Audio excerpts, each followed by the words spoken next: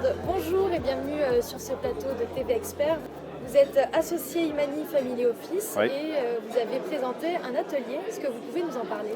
Alors absolument, on a réfléchi sur le rôle, l'importance de l'expert comptable dans ce que j'ai appelé le conseil patrimonial de long terme du chef d'entreprise.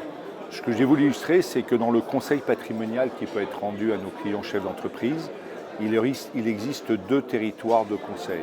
Il y a le territoire du conseil et du sélectionneur en produits d'investissement, le conseiller patrimonial qui choisira le bon contrat d'assurance vie, la bonne SCPI, le bon plan d'épargne retraite dorénavant, et qui a un horizon de conseil qui est assez contraint par le placement. Ce conseiller est plutôt rémunéré par des commissions sur les produits qu'il sélectionne avec soin, et donc pour qu'il puisse rémunérer son conseil, il faut qu'il y ait des investissements dans ces produits.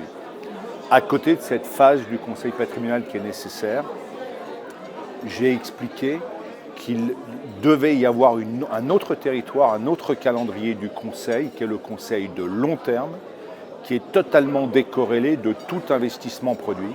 Et ça va être du conseil qu'on va déployer pour le compte des dirigeants, plutôt entre 5 et 7 ans, avec une utilisation des produits d'investissement qui est complètement secondaire, et on va plutôt privilégier des véhicules sociétaires, personnels aux dirigeants, dont on va anticiper sur plusieurs années la sélection, la structuration et le déploiement. Techniquement, qu'est-ce que ça veut dire par exemple?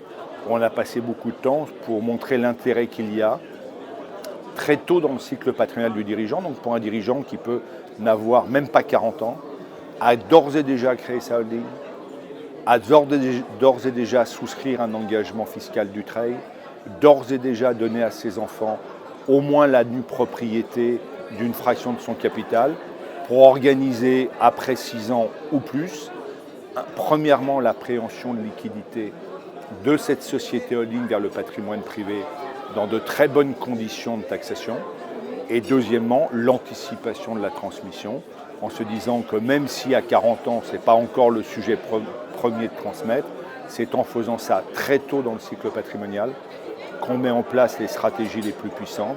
Encore une fois, ces stratégies n'ont rien à voir avec des produits d'investissement, encore une fois utiles, mais c'est véritablement de la structuration sociétaire, holding, du trade, donation, peut-être distribution, peut-être réduction de capital sur une durée longue. Voilà qui a été le sujet abordé devant nos amis experts comptables. Merci à vous pour votre intervention. Merci beaucoup. Très bon congrès. Merci.